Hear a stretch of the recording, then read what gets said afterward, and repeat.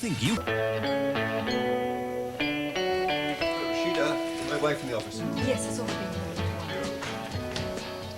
Hello. Hello. Just had a transatlantic call from Bob Pearl. Oh, what did he want? He decided to settle in the States and sell the coach house. He's giving us first refusal. Do we want to buy it? Goodness. No. No, I don't think so. You don't even know how much he's asking for it.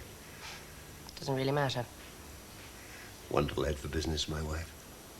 No, I mean, we were happy enough when we first moved there, but I've never really felt at ease ever since Eddie Lee walked in there and made himself feel at home. I know it might sound overdramatic, but it rather spoilt the character of the house for me. Surely you put all that behind you. The trouble is, it isn't all behind me. Sharon tells me that Eddie Lee's still in the district, and he's out to cause trouble. He was rather good at that. Well, here we are. Not much, but it's home, as they say. Very cosy. Well, sit yourself down, I'll put the kettle on. Take the armchair, it's quite comfortable. Don't bother about making tea, lass. Oh, go on. After walking me home, it's the least I can do. Well, I've really enjoyed myself tonight. That meal was lovely. Thank you. And what with the wine and chatting about the old times, it was quite a treat. Yeah, seems most of the old times we chatted about were mine. Well, that's only natural. I mean, you've led a far more interesting life. More to tell. This all you got? Hey? Nowhere to do any cooking? Mrs. Price does all the cooking. And very good she is, too. You'll be well looked after here. Everything to hand. Lounge with colour telly. Phone in the hall. Plenty of hot water for baths. You couldn't ask for more.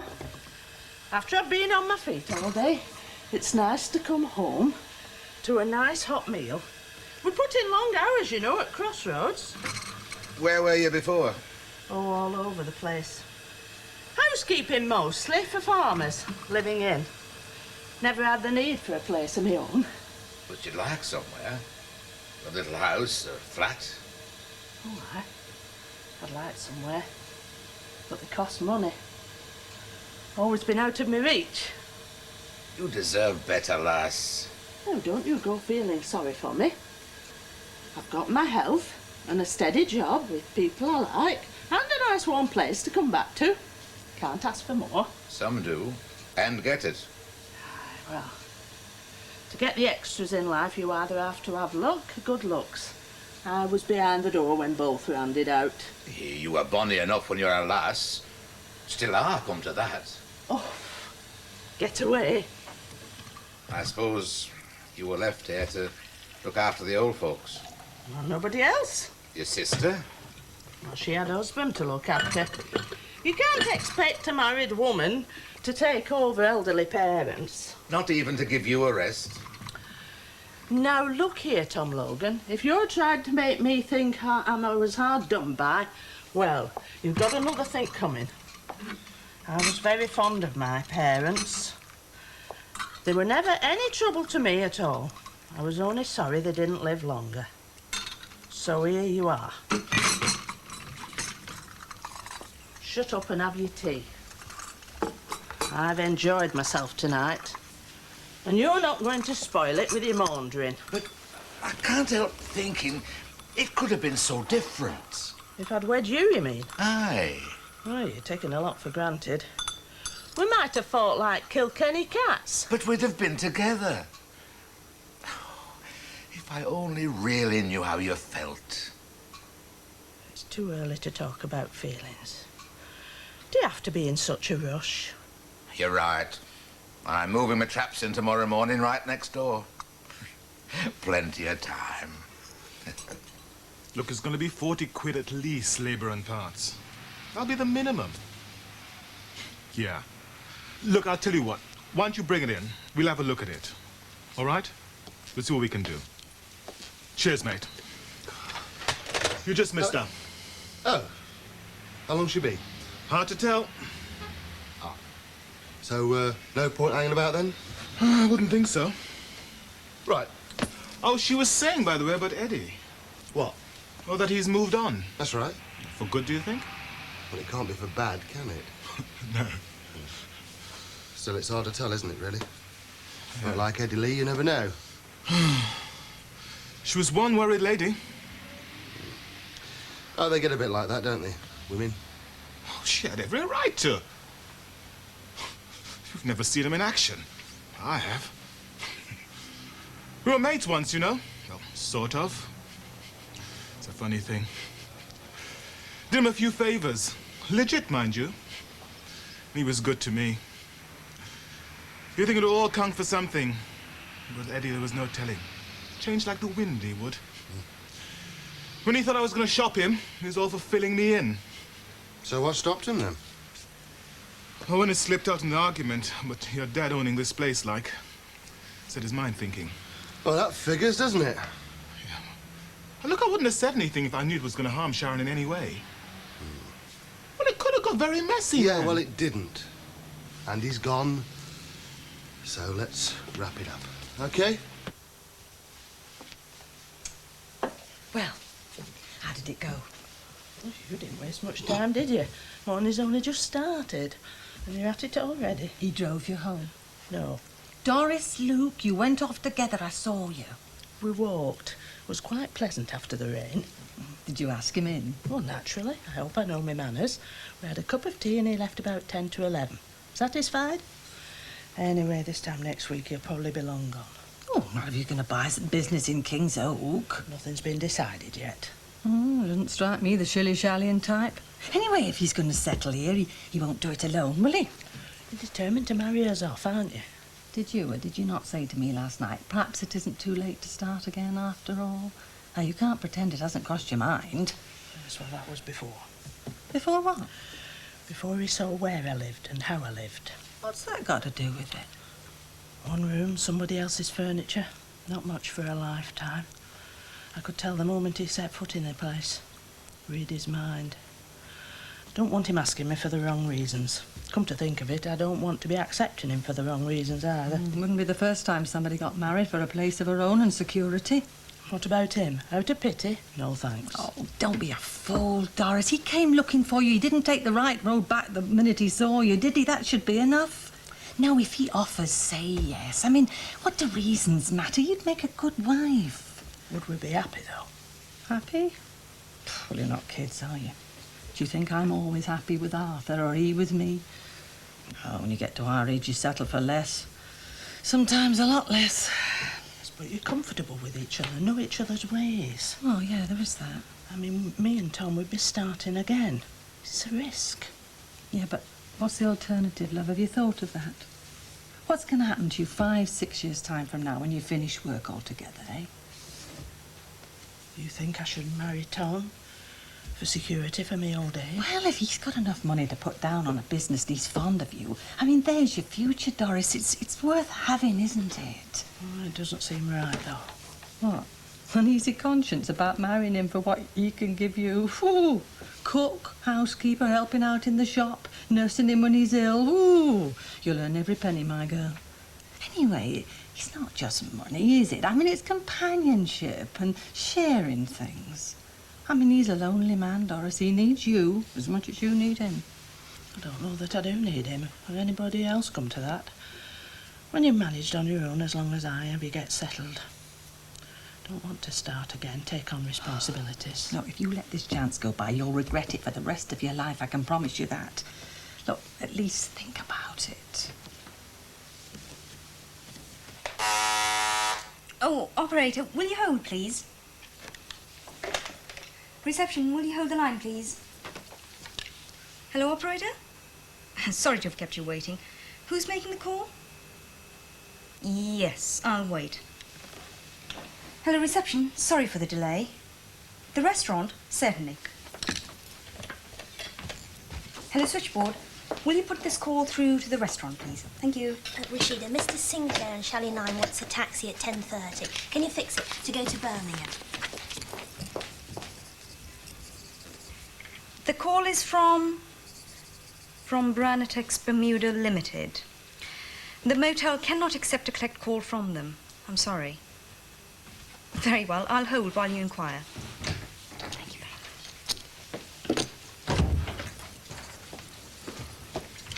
Ah, it's a personal call for Mr. J. Henry Pollard now, is it? Who wants to speak to him, please? I see. Well, I'm sorry, but I've had firm orders from Mr. Pollard not to put any such calls through to him. Yes, that's Mr. Pollard's express instruction. Thank you. Goodbye. What's all that about? Mr. Pollard is making life very difficult for me. Really? He's been getting all sorts of phone calls, both reverse charge and personal, from Bermuda, and he won't accept them. What, that call was from Bermuda? Yes. Oh, good heavens, it must be about 5 o'clock in the morning there. Well, somebody must be a bit keen to get in touch with him. Oh, yes, he's been getting lots of phone calls and telex messages, all of which he just will not acknowledge. So he's trying to duck out of something, is he? So business deals don't always go smoothly for business tycoons like J. Henry, then? It's nothing to do with business, even though she sometimes pretends to be one of his company's calling. She? Who? Mrs. Pollard. And we've had strict instructions not to put any of her calls through to Mr. Pollard. She's been trying subterfuges as well, like this morning, using the name of one of his companies. Extraordinary. Do you know the lady? Well, I only know what her daughter, Miranda, told me. I mean, she lives out there in Bermuda in this marvellous big house, and J. Henry pays all the bills, but he hardly ever goes there. I mean, I wouldn't think they see one another for months on end. It's what they used to call a marriage in name only. Oh, how sad. Well, I don't know, really, from her point of view. It's a perfect arrangement, isn't it? Well, look, a big house, servants, place in the sun, do your own thing, no money worries. So, what's happened to cause all this excitement? I wonder.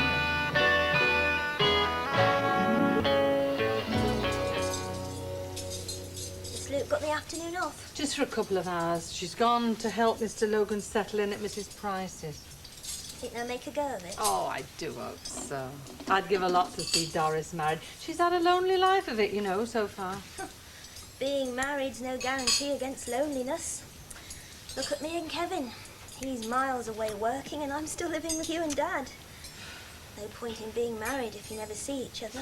He's only in Nottingham, love, not Hong Kong. I don't know why he doesn't want me to try and get a job down there. Oh, Glenda, look, we've been through all that before, haven't we? And we decided it just wouldn't be sensible. Supposing he meets somebody. Oh. Well, it's on the cards, isn't it, Mummy? He's attractive, he's living in digs Look, on you his can own. put that idea right out of your head. We don't want to go through all that again. What do you mean again? Well, you know, all those weeks when you were feeling low and depressed and thinking you weren't being a proper wife to him. No, Kevin's a steady lad. He loves you. He rings you every night. He never misses. No. No. Well, just you remember that and trust him. There we are, room 22 for you. Hope you have a pleasant stay. Thank you. Good afternoon. Good afternoon, Mr. Paul. What dinner reservations have we got this evening? Here we are. Thank you. I'm sorry, that was rude of me. I was interested to see how you made your eyes to look like that. I put on very little makeup. Yes, I just realized that they were naturally rather beautiful. It isn't the makeup. Do you think it's proper for a receptionist to look too striking? Well, in that case, you ought to wear a yashmak. The yashmaks only make women look more interesting. That's the secret why so many have them accepted to wear them so readily. Well, one of the reasons, anyway. One of the others being that when a woman wears a yashmak, a man can't tell what she's thinking. Can a man ever tell?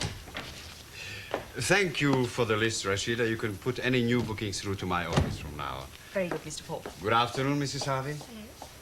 It looks like another full night for the restaurant. Good. That should keep us all busy and out of mischief, shouldn't it? Yes, indeed. Look, why don't you go over to Nottingham for the weekend? You've got the Saturday off. Take the bus. Oh, yes. And what'll happen when they get there?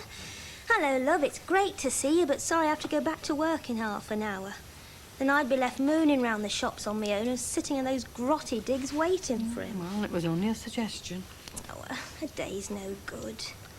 You know, I've got half a mind to ask for some time off. I don't know why I couldn't take a week of my holidays early. You can't do that. They've just finished the roster. You'd throw everybody out. What tough? This is my marriage I'm talking about. It's this rotten place that's keeping me from being with Kevin. I feel trapped here sometimes. Do you know that? I am sorry to hear that, Mrs. Banks. But it is a situation easily remedied. If you do not like working at the motel, perhaps it would be in all our interests if you were to find someone else. Oh, Mr. Paul, look, she just didn't... 5:10. It's time you were finished in here. Come along, please. Let's chat and more of the work, please. Who does he think he is talking to me like that? Head waiter and restaurant manager, my girl, and don't you forget it. I tried to warn For two pins, I'd walk out right now, do you know? Oh, come on, Glenda. Calm down and forget all about it. You know very well you're quite happy here, really, so shut up and make the best of it.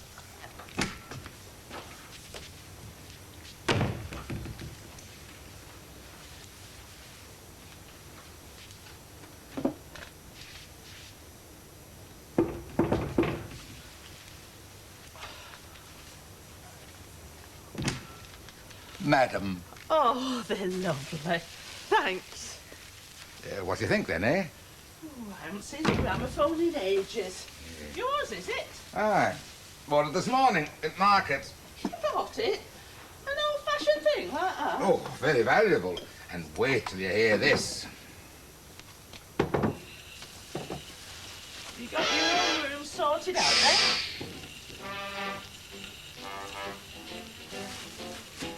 Well? Miller string of pearls. Well, that never takes you back, does it? But do you remember where? We heard it together last. No, I can't say that I do. That weekend we had in the country. Remember? You were in the Land Army and I had a 48-hour pass. Oh, yes. It was in the pub. No. That's where they played it. The village hall. You remember? There was a local op. And we heard it when we come out of the pub and we decided to go and have a go. Oh, yes. I remember now. Right, then. Get away, Tom. I haven't danced in years. I'm too old for that sort of thing. Come on, Doris. No. Can't we just sit and listen to it? Well, if you won't partner me, I'll find someone who will. Madam, may I have the pleasure? Oh, Tom, you great fool. Now, put it down. You'll have Mrs. Price coming in to find out what's going on. Mrs. Price has gone to play bingo in Eastbury. Cold supper tonight. Oh, it doesn't take you long to find the lay of the land, does it?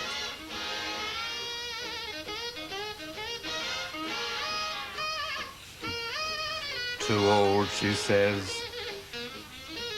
Does it all seem so long ago to you?